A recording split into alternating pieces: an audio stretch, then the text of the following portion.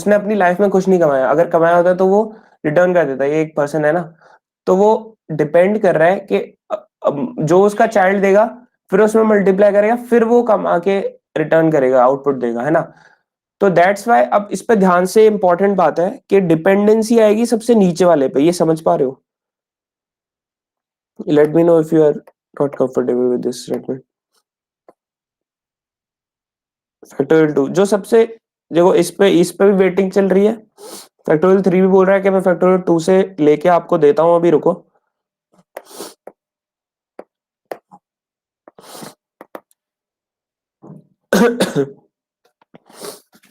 तो फैक्टोरियल 2 ने भी बोला कि मैं अ, अपने चाइल्ड, मगर इसका कोई चाइल्ड है, फैक्टोरियल 1 है,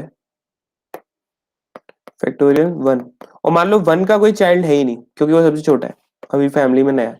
तो भाई 4 अपनी जिंदगी में क्या कमाएगा? अभी तो कुछ नहीं कमाया, वो अपने चाइल्ड पे डिपेंड कर रहा है सबसे पहले, कि 3 जब आंसर देगा तो मैं उसमें मल्टीप्लाई बाय 4 करूंगा और उस चीज को मैं रिटर्न करूंगा। क्या रिटर्न करूंगा? ये 4 इंटू फैक्टोरियल 3 रिटर्न करूंगा, है ना। तो इसलिए वेट कर रहा है फैक्टोरियल, भाई जल्दी दे। तो इसने बोला मैं आता हूँ अभी, मैं पहले 2 से मांगू क्योंकि हर बंदा यही कर रहा है, अपने चाइल्ड से मांग रहा है।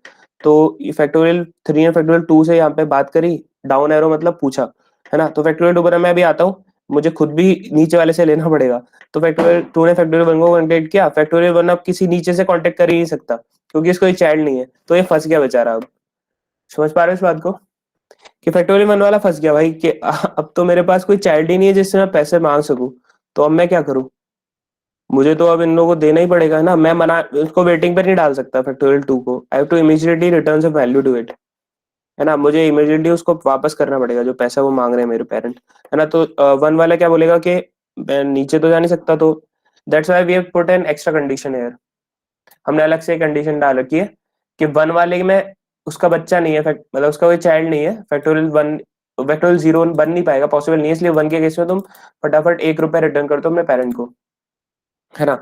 तो फैक्टोरियल 1 ने क्या किया? 1 रुपया रिटर्न कर दिया अपने पेरेंट को। राइट साइड से मैं लगाता हूँ, यहाँ पे वेटिंग चल रही थी और यहाँ पे इसने 1 रिटर्न किया, है ना। तो ये फैक्टोरियल 2 ने बोला हाँ अब मुझे मिल गया है, अब मैं क्या करता हूँ, जो मेरे चाइल्ड ने जो पैसा दिया है, चाइल्ड ने जो पैसा मिलता है वो कहाँ पे मिलेगा? यहाँ पे मिलेगा ना। चाइल्ड को यही तो कॉल कर रहा है, बेटा चाइल्ड अपना पैसा दो, तो यहाँ पे आ जाएगा वो पैसा ऑटोमेटिकली, वो जब रिटर्न करेगा, है ना। मल्टीप्लाई बाय उसमें एन करेगा हर बंदा। तो फैक्टोरियल 2 ने क्या किया, यहाँ पे क्या रिटर्न करेगा वो? अब ये हटा, इसकी जगह पे वो 2 मल्टीप्लाई बाय 1 करके भेज देगा, मतलब 2 मिला इसको 3 वाले को, है ना। 3 वाले ने भी 2 को कॉल किया होगा, अब 2 क्या रिटर्न कर दिया? 2 रिटर्न कर दिया, है ना। अब फैक्टोरियल 3 को 3 ने बोला कि हाँ बढ़िया है, तुमने पैसे दे दिए मुझे 2 वाले ने, अब मैं क्या करता हूँ, मैं भी अपने 4 वाले पेरेंट को फटाफट रिटर्न करता हूँ। फैक्टोरियल 3 वाले ने बोला अच्छा ठीक है बढ़िया यार तुमने रिटर्न किया, अब मैं 3 मल्टीप्लाई बाय जो तुमने आंसर दिया है मुझे, क्या दिया है फैक्टोरियल 2 ने जो आंसर दिया है, ये दिया ना जो अप एरो है 2 इंटू 1 मतलब 2, 2 को मल्टीप्लाई करूँ और फटाफट अपने, ये भी हट गया क्वेश्चन मार्क, जो रिटर्न की वैल्यू थी वो जाने लगी, सिंक का नहीं हो रहा है। तो ये 6 फैक्टोरियल 4 को मिल गया। अब factorial 4 was waiting for the answer of 3, वो 3 के लिए वेट कर रहा था, है ना। तो फैक्टोरियल 4 ने बोला अच्छा अरे वाह ये मुझे मिल गया, कहाँ मिला? यहाँ से आ रहा है जो रिटर्न में।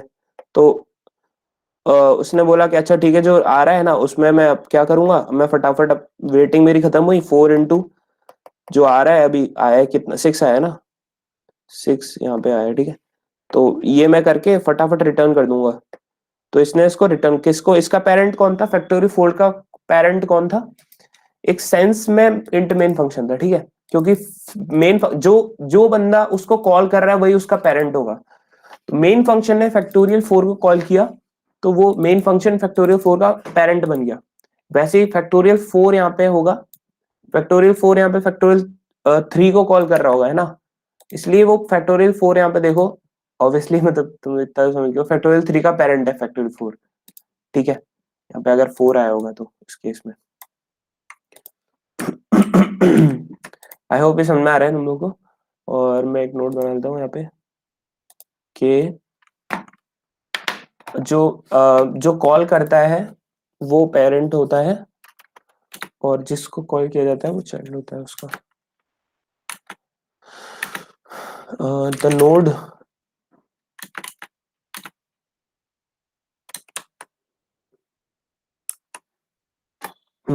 द नोड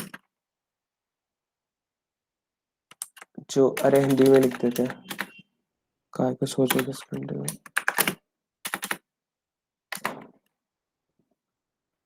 हम्म, हम्म, जो, क्या लिखूं तुम लोग बताओ। जो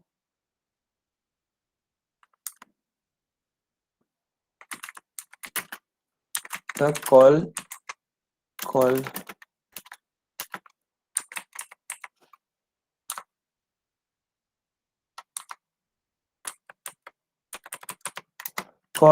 करता है, वो क्या होता है, बता सकते हो तुम लोग।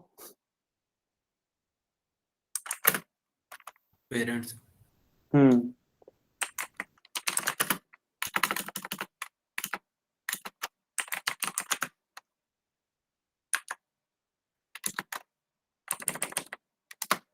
पेरेंट होता है, और जो, और जिसको कॉल किया है वो चाइल्ड हो जाता है, और जिसको कॉल किया गया है वह वह उसका,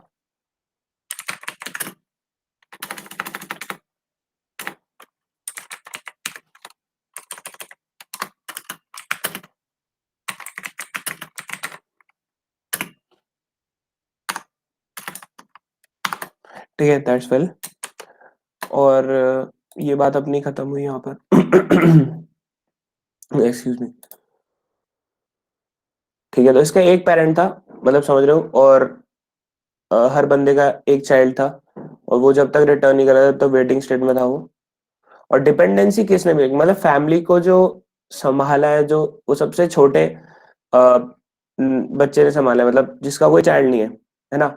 क्योंकि यार these parents are not good. मतलब ये कोई भी एक्स वाई जेड फैमिली है, फैक्टोरियल की फैमिली है, इस फैमिली में जो हर पेरेंट है वो अच्छा नहीं है। अच्छा क्यों, कब माना जाता है हर पेरेंट को, जब वो अपने चाइल्ड को कुछ दे रहा होता है, रादर देन के आस्किंग ऑलवेज। समझ रहे हो इस बात को। ये मेथड, ये अडॉप्ट, ये क्या उनसे बॉटम टू अप अप्रोच है, और टॉप टू डाउन होगी जिसमें अच्छा पेरेंट होगा। ये बॉटम टू अप क्यों दिख रही है, क्योंकि सबसे डिपेंडेंसी कौन ब्रेक कर रहा है, डिपेंडेंसी मतलब 4 वाला 3 पे डिपेंड है, 3 वाला 2 पे डिपेंड है, 2 वाला 1 वाले चाइल्ड पे डिपेंड है। अब 1 वाला चाइल्ड कहाँ जाए, उसका कोई चाइल्ड ही नहीं है। तो जो बंदा ये सब प्रथा को ब्रेक कर रहा है, जो पैसा रियली में अभी रिटर्न कर रहा है, क्योंकि ऐसे तो हम चलते रहते हैं ना, तो वो है सबसे छोटा। तो डाउन टू अप मतलब नीचे से ऊपर आंसर कैलकुलेट होता जा रहा है मेरा। समझ रहे हो। तो डाउन टू अप है। इसमें जो पेरेंट है वो अच्छा नहीं है, क्योंकि वो अपने चाइल्ड पे डिपेंड कर रहा है। पहले वो सेल्फ वर्क मतलब खुद का काम नहीं कर रहा है, पहले वो अपने चाइल्ड पे डिपेंड कर रहा है, और फिर बोल रहा है हाँ जब तक नहीं आएगा तब तक मैं उसमें मल्टीप्लाई 4 नहीं करूंगा, क्योंकि मल्टीप्लाई में 4 में किस में करूं भाई, फैक्टोरियल जो छोटा मेरा चाइल्ड है उसके मनी में ही तो करूंगा। तो वो पहले बोल रहा है कि पहले मुझे तुम बेटा मुझे पैसे निकाल के दो, तभी मैं कुछ अपना काम करूंगा जीवन में। तो दैट्स नॉट गुड, है ना। मतलब फॉर एग्जाम्पल के रियल लाइफ से इसको क्या रिलेट करूं मैं, कि कोई एक फादर है, वो उसने जस्ट अपने बच्चे से बोल दिया कि तुम जो काम करोगे, जो पैसा लेके दोगे मुझे, उसके बाद मैं अपने जीवन में कुछ कमाना चालू करूंगा। First you have to earn then I earn. ठीक है।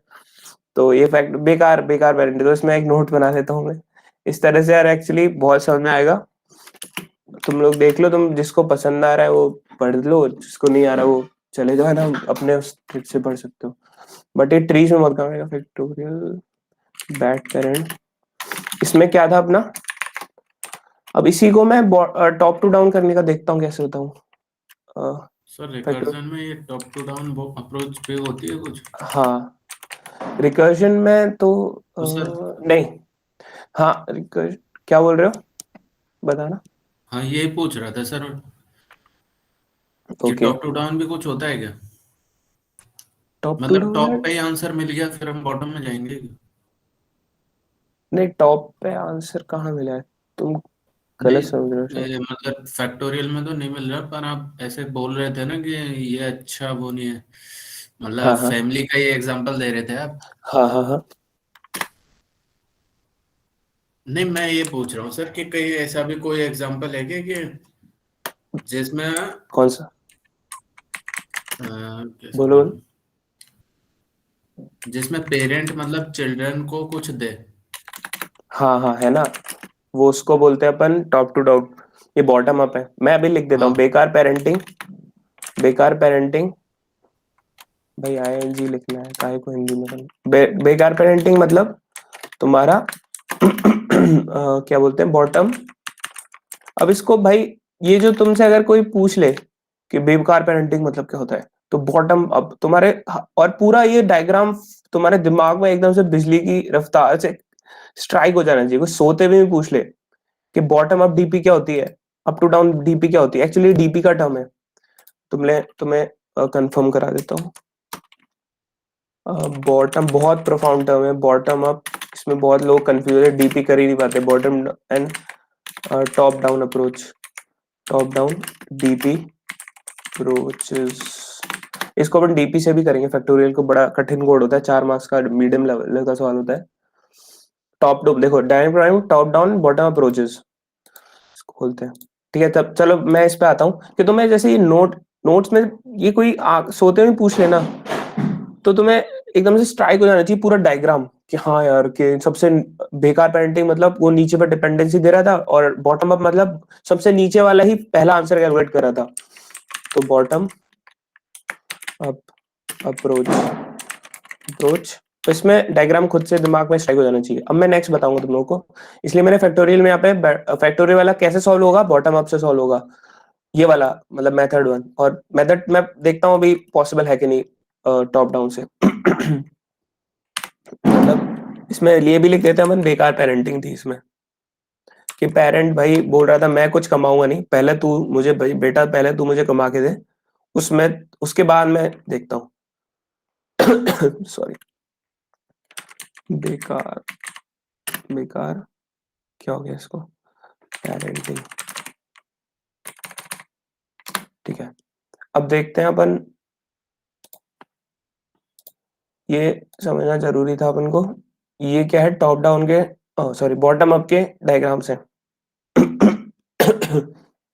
मतलब इसमें हर बंदा अपने चाइल्ड अपने बच्चे को कुछ भी नहीं दे रहा, बल्कि उससे पहले मांग रहा है, फिर बोल रहा है मैं मल्टीप्लाई 4 करूंगा। देखो यार, कोड में मैं ऐसे लिख सकता तब तो मैं ज्यादा ही समझ में आएगा। देखो इंटीजर, देखो integer my my earned amount, my earned amount. देखो एक बार तुम्हें कंसेप्ट समझ आया तो कोड को तुम कैसे 10 100 लाइन का बनाओ, 1 लाइन का बनाओ, 2 लाइन का बनाओ, तुम कितना भी उसको घुमा सकते हो। तो बेसिक्स इसलिए समझने जरूरी होते हैं। My child amount, my donated bye my child ऐसे लिखते हैं, डोनेटेड बाय माय चाइल्ड, या फिर asked, received from child, received from child. इसका एक ही चाइल्ड है, अब नहीं तो हम लेफ्ट चाइल्ड राइट लिखते हैं ट्रीज में। तो ये हो गया फैक्ट ऑफ n-1। और ये अब उसके बाद क्या रहा है, सेल्फ वर्क। सेल्फ वर्क मतलब खुद का भी तो काम करेगा ना कुछ, कि अपने चाइल्ड पे ही डिपेंड रहेगा हमेशा? नहीं, चाइल्ड से वैल्यू लेके थोड़ा उसके पहले अपने चाइल्ड को बुला रहा है कि हाँ भाई तू पैसे दे दे जितना कमाया तूने, फिर मैं देखता हूँ कुछ करूंगे नहीं करूँ। हाँ कर रहा है ये फिर बाद में। तो इंटीजर टोटल, टोटल मनी, यहाँ पे मनी रिसीव फ्रॉम चाइल्ड होगा ना, बड़ा हो रहा है। तो total money earn in whole life, क्या लिख रहा हूँ, in whole life. Actually companies में इतने बड़े बड़े होते हैं वेरिएबल्स, तो n मल्टीप्लाई हुआ है। अब ये सेल वर्क करेगा n का, उसमें n प्लस कर देगा, फिर n अपने जीवन में उसने मांगा और उसने फिर मल्टीप्लाई सेल वर्क में खुद का मल्टीप्लाई कर दिया उसने, बस इतना ही काम किया उसने, उसको इतना गना बढ़ा दिया। तो देखो इस, और फिर रिटर्न कर देगा टोटल। आ जा भाई, रिकमेंडेशन नहीं आ रहा, पूरा लिखना पड़ेगा। और इन होल लाइफ रिटर्न ये कर देगा।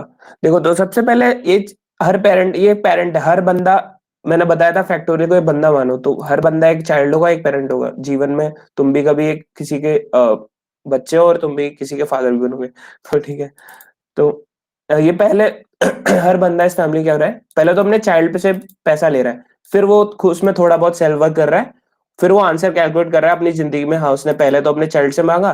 देखो ये बच्चा, अच्छा सॉरी यहाँ पे ये नहीं लिखना है, रिसीव फ्रॉम, उसको मैं पहले लिखता हूँ तो ज्यादा समझ में आएगा। Receive from child multiply, man कितना टाइम हो गया, 9:30।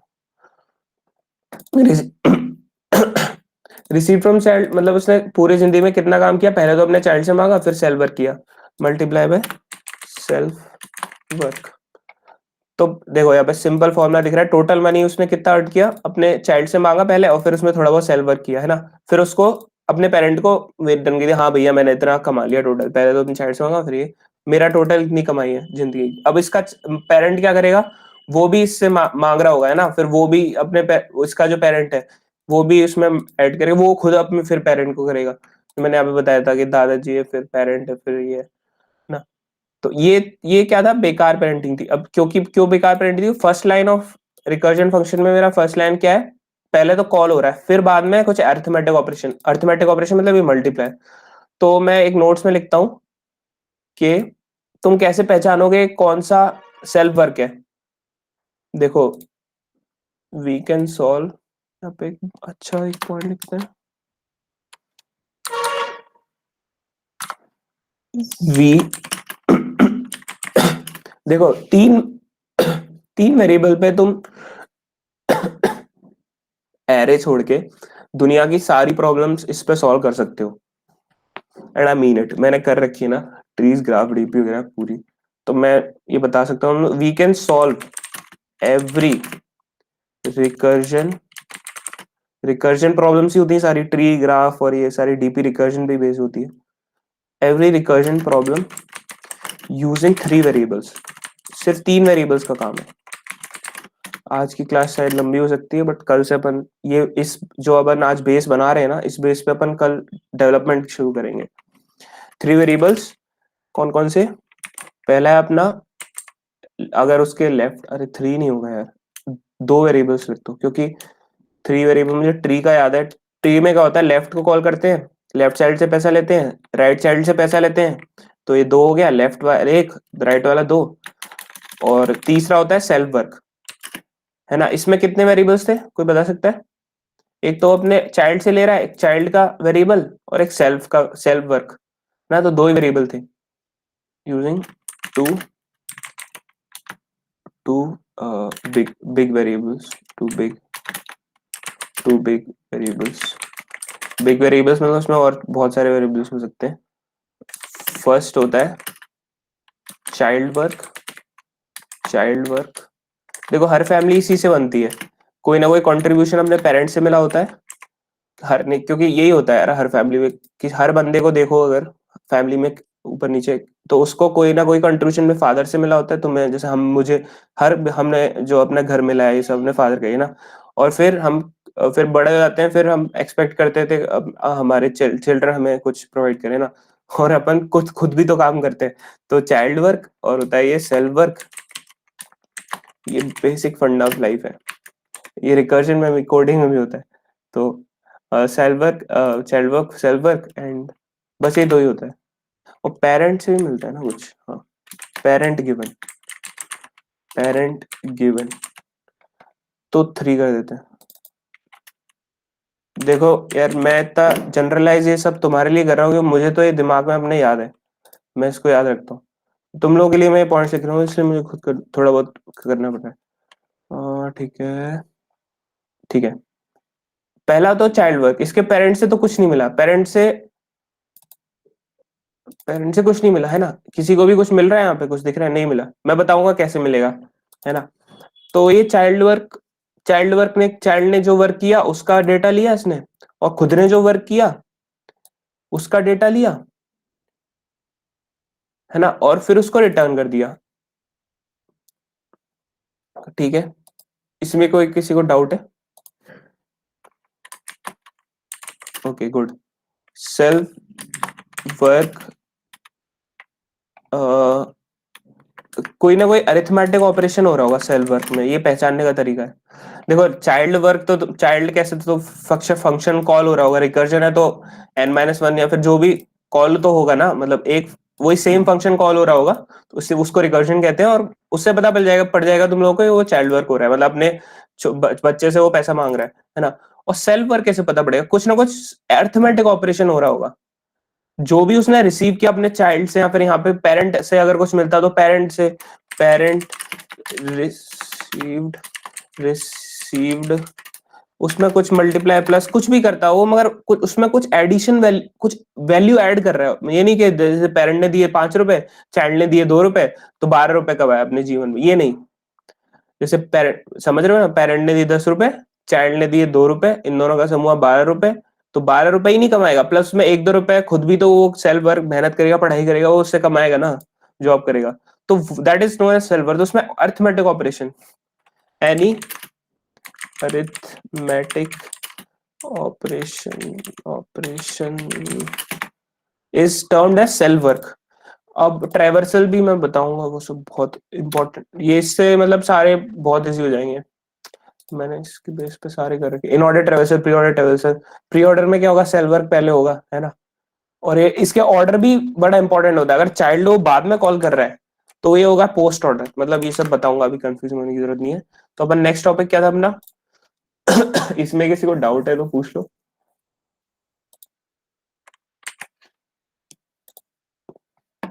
बस अभी इसको 15-20 मिनट में, मैक्स टू मैक्स 10 बजे तक एंड करते हैं, आधे घंटे बस एक्स्ट्रा।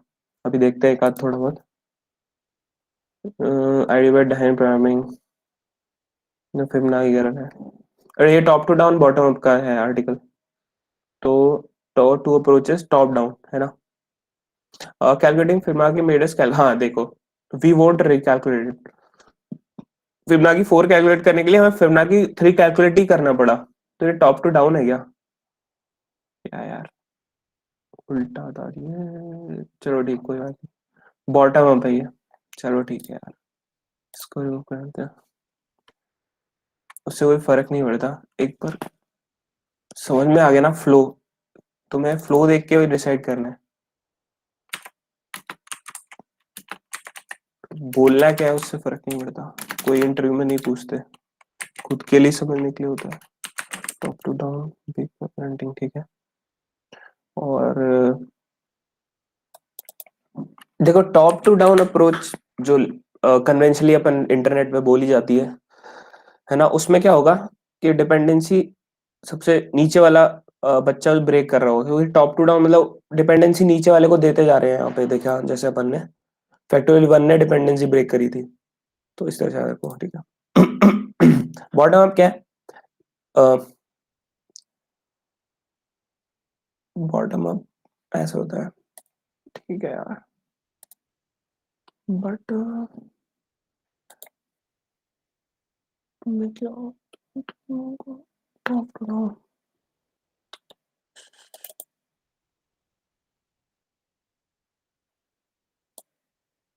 इसको भी छोड़ते हैं। मैं खुद तो समझ सकता हूँ, मुझे खुद तो पूरा क्लियर है, बट तुम लोग कंफ्यूज नहीं हो जाओ, डीवी पढ़ोगे तब, इसलिए टॉप अप बॉटम डाउन छोड़ते ही हैं। अपन इससे याद रखते हैं। सॉरी, अपन बैड पेरेंटिंग और गुड पेरेंटिंग से याद रखते हैं। बैड पेरेंटिंग में मतलब ऐसे डिपेंडेंसीज आती जाएंगी, हर बंदा अपने चाइल्ड को डिपेंड करता रहेगा, और डिपेंडेंसी ब्रेक कौन करेगा? सबसे नीचे वाला चाइल्ड। तो बेकार पेरेंटिंग से याद रखते हैं, हर क्वेश्चन के आगे अपन दो तरह से सॉल्व कर सकते हैं उसको, बेकार पेरेंटिंग, गुड पेरेंटिंग से।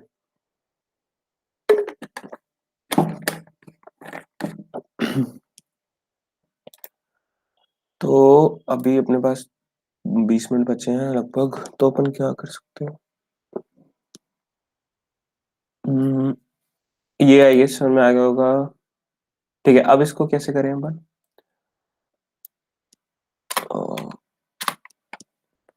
देखो अभी सिर्फ एन में, एन तो उसका नंबर है, जैसे एन क्या है, अपन तो उसको डिनोट कर रहे हैं ना, ये 4 वाला बंदा है, 3 वाला बंदा, ये कोई डेटा नहीं है जो पेरेंट से मिल रहा है, ये तो उसका डिनोशन है। तो मैं धीरे धीरे प्रैक्टिस हो जाएगी, है ना। और ये मिल रहा है डेटा पेरेंट से। अगर एन के अलावा अगर कोई भी अगर पैरामीटर है एक्स्ट्रा, तो वो पेरेंट से डेटा आ रहा है, इसको रट लो भाई। तो मैं धीरे धीरे फीलिंग में आने लगी इसकी। मैं तो नोट्स बना देता हूँ तुम लोग के लिए। हिंदी इंग्लिश मिक्स हो रहा है यहाँ पर, इसको थोड़ा स्पेस देते हैं कि ये ग्लोबल मतलब, ये ग्लोबल मतलब ये हर उसमें चलेंगे प्रॉब्लम में। और ये थोड़े इंपॉर्टेंट कंसेप्ट ऊपर वाले हैं ना, ये थोड़े लल्लू से है, सिंपल है, मतलब धीरे धीरे आ ही जाएंगे। मगर ये इंपॉर्टेंट है ऊपर वाला, ठीक है। तो मैं इसमें थोड़ा देखो, parents parameter parameter other than what, other than n is termed as the what, अभी मैंने बताया आप लोगों को,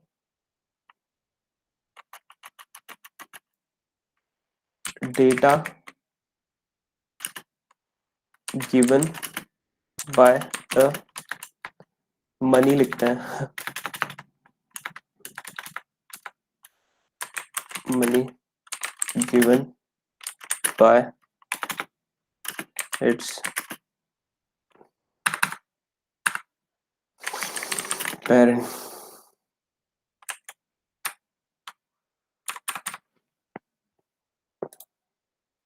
ठीक है।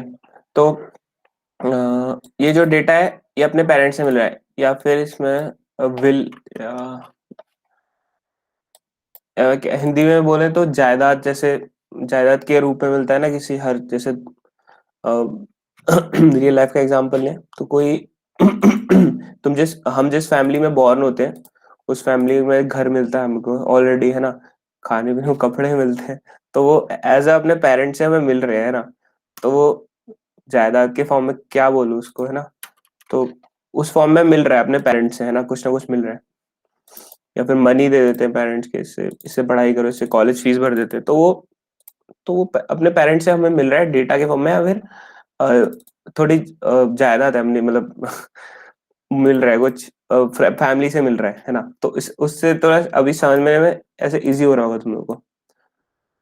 तो ये क्या है, अपने पेरेंट्स से मिल रहा है, बस इसको रट लो अभी के लिए। और अब पेरेंट क्या दे सकता है यार, इस क्वेश्चन को अपन ऐसे सॉल्व कर सकते हैं कि नहीं, वो मैं देखता हूँ एक सेकंड। पेरेंट ने अगर 4 दिया तो 3, पेरेंट ने अगर 4 दिया मान लो, तो 3 क्या करेगा, उसमें 3 कर देगा मल्टीप्लाई, फिर वही मल्टीप्लाई करके वो अपने चाइल्ड को दे देगा। ठीक है, तो इससे भी कर सकते हैं अपन, तो हो जाएगा, देखते हैं। तो फैक्टोरियल, नहीं नहीं, हाँ क्या बोलते हैं उसको, हाँ अपना 4 अपने इनिशियली अपने को 4 ही देगा, वो 1 दे देगा। सर आप क्या करना चाह रहे हो? मैं करना चाह रहा हूँ कि देखो यार यहाँ पे, कि हर जो नोड है ना, उसको कुछ ना कुछ अपने पेरेंट्स से मिले। तुम्हें अभी नहीं समझ में आएगा मे बी, बट मैं एक बार लिख लूंगा कोड, तो उसके बाद मैं समझा के एक्सप्लेन हो जाए। हर नोड को अपने पेरेंट्स से कुछ मिले, और उस बेसिस पे वो आंसर कैलकुलेट करे। अभी तो कुछ मिल नहीं रहा ना, तो कंफ्यूज हो जाओगे तुम, मतलब अभी मैं धीरे धीरे चलाऊंगा तुमको, अभी तब समझ में आएगा तुमको। मे बी तुम लोग वेट कर सकते हो, मैटर को है क्या नहीं। ठीक है, तो अभी एक सेकंड होल्ड करना। चलो मैं डायग्राम बनाते हुए बताता हूँ, तुम लोग बोर नहीं हो गया। मैं एक अलग से पेज बना, इसमें क्या मैं सारी कौन सी अप्रोचेस लिखूंगा। यार बॉटम अप में बड़ा मजा आता है बोलने, क्योंकि एरोज जो बनते हैं ना सॉल्विंग के, वो बॉटम अप से बनते हैं। देखो यहाँ पे फैक्टोरियल 1 ने सॉल्व किया, उसने 1 दिया, फिर ये नीचे से फिर ऊपर गया है एरो, है ना, फिर 3 से फिर वापस ने सॉल्व करके ऊपर दिया। तो ये बॉटम अप, नीचे से ऊपर की तरफ जा रहे हैं एरोज आंसर कैलकुलेट करने वाले, इसलिए मैं उसको बॉटम अप बोलता था खुद के समझने के लिए। बट देखते हैं, चलो। और इसको मैं टॉप डाउन बोलता था। हाँ चलो ठीक है, अब आगे बढ़ते हैं, इसको टॉप डाउन से सॉल्व करते हैं। देखते हैं अब पेरेंट्स से अगर कुछ मिलता है अपन को तो क्या कैसे सॉल्व कर लेंगे इसको अपन। देखो यार, फैक्टोरियल 4 को का पेरेंट कौन है, फैक्टोरियल 4 का पेरेंट कौन है, बता सकता है कोई? Main function. Right, main function. बीच बीच में तो मैं थोड़ा बोर करता हूँ। अब पेरेंट कौन होता है, कहाँ लिखा है? हाँ ये रहा है, जो बंदा कॉल करता है वो पेरेंट होता है, और जिसको कॉल किया जाता है वो उसका चाइल्ड होता है। तो 4, मैंने पूछा ना कि 4 का पेरेंट कौन है, तो क्या क्या ढूंढोगे तुम लोग कि 4 को किसने कॉल किया है ना। तो 4 को कॉल कौन कर रहा है, इंट मेन फंक्शन, है ना। तो 4 का पेरेंट कौन हो गया, इंट मेन फंक्शन। एक सेकंड खुल जाओ भाई। ठीक है, तो इंट मेन फंक्शन ने इसको कॉल किया और जायदाद के रूप में क्या दिया, इंट मेन फंक्शन इसका पेरेंट है, जायदाद के रूप में इसको क्या मिला, 1 रुपये मिला। 1 रुपये, हाँ 1 रुपये, क्योंकि ये मैं वन पास किया ना इसको, यहाँ पे देखो, वन पास किया यहाँ पे। ठीक है, और 4 ने क्या दिया इसको, जायदाद के फॉर्म, किसको, 4 का चाइल्ड कौन है, बता सकता है कोई?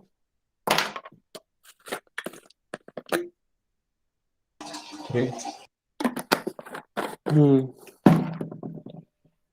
इधर ये।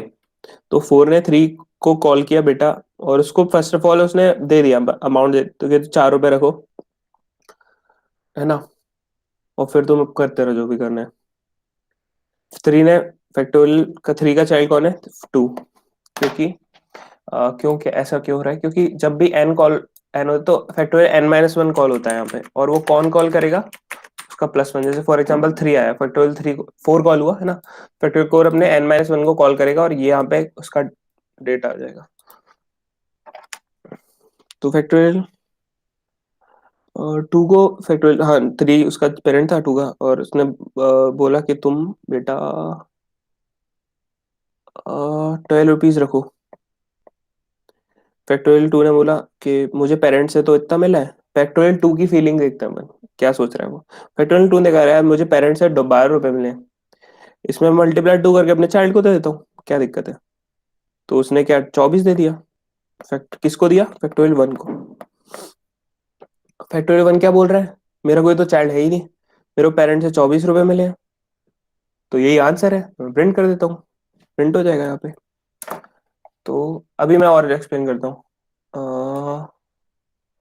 और वही आंसर में रिटर्न, या तुम लोग कंफ्यूज नहीं हो जाओ, इसको वर्ड बना लेते हैं, वर्ड सिंपल रखते हैं अभी इसको। सी आउट डेटा 1 के केस में, बाकी केस में डेटा की जगह तुम क्या सेंड करो, n मल्टीप्लाई बाय और पेरेंट से जो मिला है data, parent data, P data लिखता हूँ इसको, पी डेटा है ना, पेरेंट का डेटा बढ़िया है, सही है, पेरेंट डेटा सही है, सही है, वर्ड है ना तो रिटर्न नहीं करना कुछ, सही है। हाँ चल जा, क्या दिक्कत आ रही है, कमांड सी, 1 सेकेंड। तो मैं एक्सप्लेनेशन में आता हूँ, देखते हैं उसको बाद में कंपेयर करके। 4, हाँ 4 था यहाँ पे, 4 को मिला 1 रुपया। 4 की फीलिंग दे, 4 में मैंने क्या आ जा, हाँ स्क्वायर किया है ना, तो 4 के रिस्पेक्ट से बात कर रहे तुम, मतलब 4 की जगह पे बैठ जाओ कि तुम्हें कैसा लगेगा। तो तुम 4 बन जाओ 1 मिनट के लिए, 4 बन गया तुम, तो तुम्हें क्या मिल रहा है, तुम 4 बन चुके हो, ठीक है, फास्ट एंड फ्यूरियस 4। तो तुम्हें क्या मिल रहा है, 1 रुपया मिल रहा है, तुम देख रहे हो मेरे पेरेंट्स से 1 रुपया मिल रहा है। अब मैं क्या करूं, इसमें चार, मतलब जितनी मेरी वैल्यू है ना, अ, जितना मेरा नंबर है फैमिली में, वैल्यू है जो भी एन की वैल्यू है ना, उसको मैं जो मेरे पेरेंट्स से मिल रहा है ना, तो मैं उसमें ऐड कर दूं और फिर अपने चाइल्ड को दे दूं। मुझे चाइल्ड से कुछ नहीं चाहिए, मतलब चाइल्ड से कुछ मांग नहीं रहा मैं, इस केस में मैं बस दे रहा हूँ भाई कि 1 रुपया मिल रहा है। मैंने 1 रुपये में क्या किया, 4 मल्टीप्लाई बाय 1, 1 जो ऊपर से मिलता है ना पेरेंट से, उसका किया और वही यहाँ पे रिटर्न कर दिया, दे दिया अपने और बच्चे को। अब बच्चे को मिला 3, अब तुम 4 से, तुम्हारी आत्मा 4 से जाके 3 में आ गई। अब तुम 3 के उस पे रिस्पेक्ट, तुम 3 बन गए, अब 3 के रिस्पेक्ट पे सोचो। 3 सब सब एक ही काम करते हैं क्योंकि फैमिली है। फैक्टोरियल एक फंक्शन है ना, तो एक वो रहता है, क्या बोलते हैं, डिफाइंड, हर हर एन के लिए वो सेम ही चीज फॉलो करता है। देख सकते हो ना, हर एन पे कॉल होगा ये, तो एक ही चीज करेगा। तो फैमिली में सब एक ही काम करते हैं। अब फैक्टोरियल 4 ने जो तुम्हारी आत्मा जो फैक्टोरियल 4 में नहीं है, वो तुम्हारी आत्मा फैक्टोरियल 3 में आ चुकी है। अब तुम तो फैक्टोरियल 3 हो, तो 3 के रिस्पेक्ट में वही काम करो जो अभी 4 के रिस्पेक्ट में किया था, है ना। अनफेयर मत हो, सबके लिए वही काम करो। तो फैक्टोरियल 3 ने कहा मुझे पेरेंट्स से क्या मिल रहा है, 4 मिल रहा है। तो मैं कहता हूँ 3 ने बोला कि अच्छा मुझे पेरेंट्स से तो 4 मिल रहा है, बढ़िया बात है, 4 रुपए मिल रहे हैं। तो ये क्या करेगा, 4 रुपए में खुद का जो वैल्यू है उसको मल्टीप्लाई करके अपने, 4 रुपए इसको इधर से मिल रहे थे, समझ लेते रहे ना, एरोस में वैसे बना रहा हूँ, अपने चाइल्ड को दे देगा कि भाई हाँ तू रख ले बेटा, फैक्टोरियल 2 तू रख इसको। मुझे अपने पेरेंट्स से मिला था 4 रुपए, मैंने उसमें और खुद की मेहनत करी, खुद का पैसा कमाया और मैं तुझे दे रहा हूँ। ऐसा बढ़िया समझ में आ रहा है मुझे तो। ठीक है, फैक्टोरियल 3 ने बोला कि मुझे 4 रुपए मिले थे। फैक्टोरियल 2 से जब ये कॉन्टेक्ट करेगा, देने जाएगा, तो फैक्टोरियल 2 बोलेगा भाई मुझे 4 रुपए मिले थे बेटा, मुझे 4 रुपए मिले थे भाई नहीं, अपने पेरेंट्स से, उसमें मैंने 3 रुपए और कमाया अपने जीवन में यहाँ पे, और तुझे मैं दे रहा हूँ सारा पैसा। तो फैक्टोरियल 12 को मिल गया 12 रुपए। अब फैक्टोरियल 2 को, सॉरी, फैक्टोरियल 2 को मिला 12 रुपए, देख रहे हो जो ऊपर वाला एरो आ रहा है। अब तुम्हारी आत्मा आ गई फैक्टोरियल 2 में। अब फैक्टोरियल 2 के एस्पेक्ट में सोचो कि ऊपर से क्या मिल रहा है, 12 रुपए मिल रहे हैं तुम्हें जायदाद के फॉर्म में, और तुम क्या करोगे उसमें 2 रुपए का और मेहनत करोगे जीवन में, उसको मल्टीप्लाई करो, दुगना से मल्टीप्लाई करोगे और अपने चाइल्ड को दे दोगे, बस खत्म। और तुमने तुमने चाइल्ड को देने के लिए चाइल्ड से कांटेक्ट किया, बेटा फैक्टोर, यहाँ पे कांटेक्ट हो रहा है देखो, बेटा फैक्टोरियल 1, फैक्टोरियल n-1 मतलब बेटा फैक्टोरियल 1, तुझसे मैं ले नहीं रहा कुछ, अगर यहाँ पे ले रहा होता ना तो मैं कुछ इंटीजर चाइल्ड चाइल्ड मनी में उसको मांग लेता, और कुछ ना कुछ यहाँ पे रिटर्न कर रहा होता हर चाइल्ड, रिटर्न कर रहा होता हर चाइल्ड, मतलब जब भी कॉल होता कुछ रिटर्न वैल्यू होती। अभी क्या हो रहा है, कुछ भी मांगा नहीं जा रहा, सिर्फ कॉल। तो तुम पता होगा यार वॉइड फंक्शन इंट फंक्शन में क्या डिफरेंस होता है। वॉइड फंक्शन बस कॉल होता जाता है, कुछ रिटर्न नहीं करता अपने पेरेंट को। सिंपल सी टर्मिनोलॉजी है, किसी को इसमें डाउट नहीं होना चाहिए, और है तो अभी पूछना थोड़ी देर में। तो फैक्टोरियल, जैसे मैं यहाँ पे समझा रहा था ना कि हर बंदा अपने ले, बस कॉल करता है तुम ले लो भाई, जैसे 3 ने दिया था, कुछ चाहिए नहीं तुमसे, तो it's a good parenting, right. तो बढ़िया पेरेंटिंग है। तो इसको बस कॉल करता है अपने से छोटे को, और क्या दे देता है, क्या भेज रहा है, ये भेज रहा है, और वो यहाँ पे रिसीव करेगा। ये भेजना ही तो कहते हैं। अगर किसी, जैसे यहाँ पे फैक्टोरियल 4 को कॉल किया था इंटरमेन फंक्शन ने, तो फैक्टोरियल में 4 भेजा था, कौन किसका फैक्टोरियल चाहिए, 4 का फैक्टोरियल चाहिए, और कितना तुम देने के लिए रेडी हो। अभी आंसर तो 1 है ना, initial answer, integer answer, answer value update हो रही है, सी आउट कर दो या फिर आंसर में कर दो। एक अच्छा करता हूँ मैं, सी आउट की जगह तो मैं यहाँ पे आंसर बताता हूँ। ग्लोबल वैल्यू बना रखा है मैंने 1, और answer equals to parent data. Answer initial answer है ये, आंसर मतलब इनिशियल आंसर। अभी फैक्टोरियल का कोई आंसर कैलकुलेट नहीं किया है, ठीक है। अभी आंसर भेजेगा तो आंसर में चमत्कार से आंसर में आंसर आ जाएगा, उस आंसर को प्रिंट कर देगा ये, ठीक है। तो अभी मैं कहाँ था, हाँ, ये बस अपने जस्ट को कॉल कर रहा है अपने चाइल्ड को, और बस बोल रहा है कि बेट, जैसे कांटेक्ट करता है फैक्टोरियल 2 पे स्क्वायर है ना अभी, तो फैक्टोरियल 2 में तुम हो, फैक्टोरियल 2 तुम हो, तुमने अपने चाइल्ड से बोला बेटा 1, देखो मैंने अपने पेरेंट से 12 रुपए लिए थे, उसमें मैंने मल्टीप्लाई 2 किया, वो मैं तुम्हें दे रहा हूँ। कैसे दे रहा हूँ, यहाँ पे दे रहा हूँ, देखो पेरेंट से जो डेटा आया था उसमें खुद का मल्टीप्लाई करके, खुद इतना गुना उस पैसे को बढ़ा के मैं तुम्हें दे रहा हूँ। कॉल करना मतलब देना होता है, ये भी नोट में लिख लेते हैं। कॉल करना मतलब यहाँ पे कॉल हो रहा है ना, वही फंक्शन दोबारा से, तो ये दे रहा है, और ये पे डेटा में चला जाएगा उसके, जब उसका फंक्शन बनेगा। तो ये इसको दे रहा है ना, और अपने n-1 अपने एक छोटा है, तो उसका बेटा होता है ना इसमें, 2 का बेटा 3 है, 3 का बेटा 2 है, 4 का बेटा है, बेटी भी बोल सकते हैं हम। गर्ल्स पावर तो उसका 3 में है। तो यहाँ पे जैसे ही अब 1 आया, अब 1 का कोई बच्चा नहीं है, बेटा बेटी नहीं, मतलब कोई चाइल्ड नहीं है उसका। तो 1 पे ही जैसे आया तो सबसे ज्यादा पैसा इस पे इकट्ठा हो गया होगा, क्योंकि पैसा बढ़ा रहे हैं ना हर कोई उसका अपना, उसके वैल्यू को मल्टीप्लाई करके। तो जैसे ही इसको 24, अब 1 के तुम्हारी आत्मा 1 में आ गई। आत्मा मतलब एज अ फंक्शन कॉल समझो यार, मतलब फंक्शन कॉल टाइप में 4 कॉल होगा, फिर 3 कॉल होगा, फिर 2 कॉल होगा, फिर 1 कॉल होगा, ऐसे लाइन में लाइन होता है ना। n-1 ही तो कर रहे हैं ना अपन। फिर लास्ट में अपन को एक रोकना पड़ेगा, 1 पे रुक जाएगा, ऐसे कॉल होगा, 4 कॉल हो, फिर 3 कॉल हो, फिर 2 कॉल हो, 1 कॉल हुआ। तो आत्मा आना मतलब वो जो कंपाइलर है वो सबसे पहले 4 के फंक्शन कॉल स्टैक में है, फिर वो 3 के फंक्शन कॉल स्टैक में आएगा। फिर ऐसे जरूरी भी है समझाना तुम लोग, इसलिए मैं ऐसे समझा रहा हूँ, क्योंकि इससे तुम्हें कैसे कंपाइलर वर्क करता है मतलब रियल में समझ में आता है। बिना इसके ऐसे समझे तुम लोग नहीं, मतलब कंफ्यूज तो हो गए अपनी लाइफ में। तो आत्मा आ गई, मतलब मैं जो स्क्वायर बनाता हूँ हर बार, जैसे अभी आत्मा इधर है तुम्हारी फैक्टोरियल 1 में। तो आत्मा इन द सेंस के जो जो फंक्शन कॉल स्टैक है 1, जैसे फैक्ट देख तो एन के लिए रहा है, एन के लिए, बट ये इसके कॉपीज बनेंगे, ये क्लास की तरह है ना, इसकी कॉपीज बनेंगी। इसमें एन की जगह पे 4 भर जाएगा हर जगह पे, तो 3 हो जाएगा यहाँ पे, है ना, यहाँ पे 4 होगा, फिर दोबारा से 3 के लिए भरा जाएगा इसको।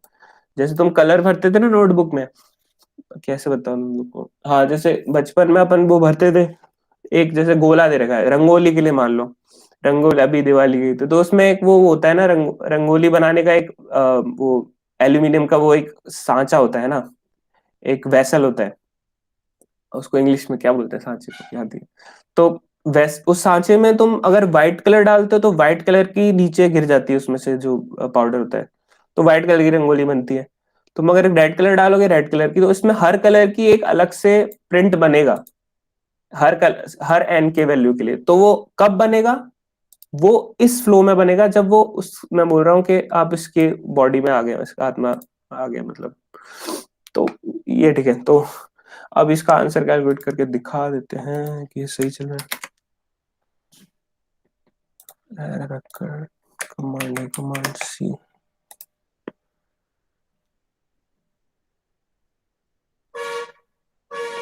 4।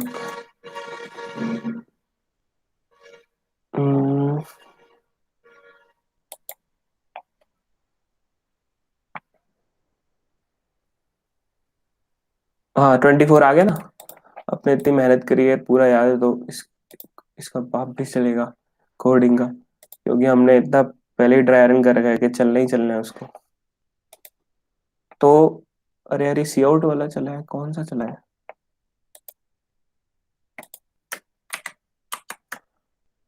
इसको चलाते हैं, चलने ही चलने हैं इसको तो। 1 भेज रहा है, ठीक है चलेगा, चल जाओ। टाइम एक्सीडेड, अच्छा 1 के चीज में कॉल नहीं करोगे, हाँ नहीं करना है, एल्स में लिखते हैं इसको, एल्स।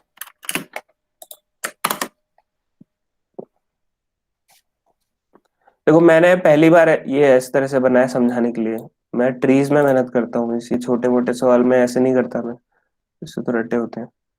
तो मैंने पहली बार बनाया, चल गया नहीं है, और सी आउट से भी चला सकते हो तुम। ठीक है, आंसर मैंने बना के रखा है, हाँ इनिशियल आंसर मेरा 1 है, 1 में मैं चेंज करूंगा, चेंज करने के लिए इसको भेजा है कि भैया इसमें चेंज करना। पेरेंट डेटा क्या मिला है, ये मिला है, और एट द एंड जो 1 आएगा वही मेरा, 1 को जो पेरेंट से मिलेगा 24, क्योंकि सबने मेहनत करी है इसमें, है ना। तो वही अपना आंसर होगा। तो ये बढ़िया हो गया अपना, दोनों अप्रोच समझ गए तुम लोग, और इसमें नोट ऐड करना था ना आई गेस। क्या नोट कर रहा था ऐड, क्या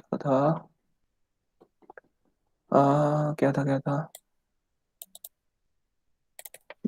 हाँ हाँ हाँ, कि इंट और वर्ड के उसमें था ना, कि ठीक है, बस यही था आज की क्लास के लिए। और नेक्स्ट क्लास में अपन डिस्कस करेंगे कि थोड़े बहुत रिकर्शन के सवाल करेंगे, सर और टाइम कॉम्प्लेक्सिटी बताना है इसकी। इसकी टाइम कॉम्प्लेक्सिटी देखो, जितनी बार तुम्हारा ये कॉल हो रहा है। 2 की पावर 4। नहीं नहीं नहीं नहीं नहीं। देखो एक एन के लिए तुम कितना कर रहे हो, कहाँ गया भाई, गायब। हाँ तो एन के लिए तुम, एक एन के लिए पूरा 1 तक जा रहे हो ना, यस सर। तो इसकी बिग ऑफ एन होनी चाहिए। बिग ऑफ, हाँ बिग ऑफ एन ही है, बिग ऑफ 1 में कर सकते हो डीपी से, समझ गए। क्योंकि एन क्यों हो रही है, क्योंकि सबसे पहले 4 पे कॉल हो रहा है, 4 में से मैंने एक एक करके स्क्वायर बनाया था, तो इसमें आत्मा आ गई तुम्हारी, इसके रिस्पेक्ट में सोचो, वो याद है। तो उसमें अपने एक एक करके सबको लिया था, तो कितने लिए थे, 4 लिए थे ना, एक पहले इस पे स्क्वायर किया, फिर इस पे स्क्वायर किया, फिर इसके 4 बार ये फंक्शन कॉल हुआ, मतलब 4 प्रिंट्स बनेंगे इस फंक्शन के, एन इक्वल्स टू 4 के लिए, 3 के लिए, 2 के लिए, 1 के लिए। 1 पे आके, 1 के लिए क्यों, 0 -1 -3 इनफाइनाइट, माइनस इनफाइनाइट तो क्यों नहीं बना है, क्योंकि -1 आते ही मैंने रोक दिया इसको। अगर 1 नहीं है तो ही मैं इसको कॉल, बिट अपने बच्चे को कॉल कर रहा हूँ, एल्स में है ये, क्योंकि अगर 1 है तो सिर्फ यही कोड एग्जीक्यूट होगा, मतलब इफ एल्स है यार, मतलब नॉर्मल, देख सकते हो तुम लोग, है ना। अगर 1 नहीं है तो हर हर हर पेरेंट अपने बच्चे को कॉल करेगा, बट अगर 1 है तो ये नहीं होगा, है ना, सिर्फ ये आंसर अपडेट होगा मेरा। तो ये एन टाइम्स कॉल हो रहा है मतलब, और डीपी से और 1 में हो जाएगा। डीपी कोई बड़ी बात नहीं है, ये रिकर्जन सब में जरूरी है। रिकर्जन अगर हो जाता है तो डीपी 5% भी नहीं बचता। रिकर्जन इज द मेन, और रिकर्जन के लिए ट्री तो पढ़ लो तो और अच्छे से आता है रिकर्जन, ट्री ग्राफ। तो जैसे रिकर्जन यार, वो सॉरी डीपी ना, पता है लिटरली अगर तुम रिकर्जन बना लेते हो किसी सवाल का, तो DP I would say 100%, 99.999% recursion हो जाता है। और डीपी तुम बस उसको समझने की कुछ जरूरत नहीं, बस कोड करना पड़ता है अलग से, थोड़े फालतू के वो बनाओ, एरे वेरे बनाओ, और उसके डीपी एरे बनाते हैं, कोई बड़ी बात नहीं है। मगर इसके प्रॉब्लम्स अमेजोन गूगल में ही पूछ जाते हैं, कोड शेफ पे डीपी डीपी ही चलता है, पता नहीं कितना। ये डीबी ही हार्ड मानते हैं इसको, कुछ भी हार्ड नहीं होता। रिकर्जन 99.99% रिकर्जन होता है, और 0.01001% तुम्हारा एक्स्ट्रा काम करना पड़ता है डीपी, उसको कन्वर्ट करने के लिए डीपी में। तो इसलिए मैंने आज इतना टाइम दिया इस पे, आई गेस 2 घंटे, हाँ 1 घंटा में उनको। तो ठीक है फिर, और कोई, कल हम डिस्कस करेंगे रिकर्जन की प्रॉब्लम, अपने फ्रेंड्स वगैरह जिनको बुला लिया, बुला लो, क्योंकि स्ट्रेंथ बहुत कम है। और मैं रिकॉर्डिंग एंड करता हूँ।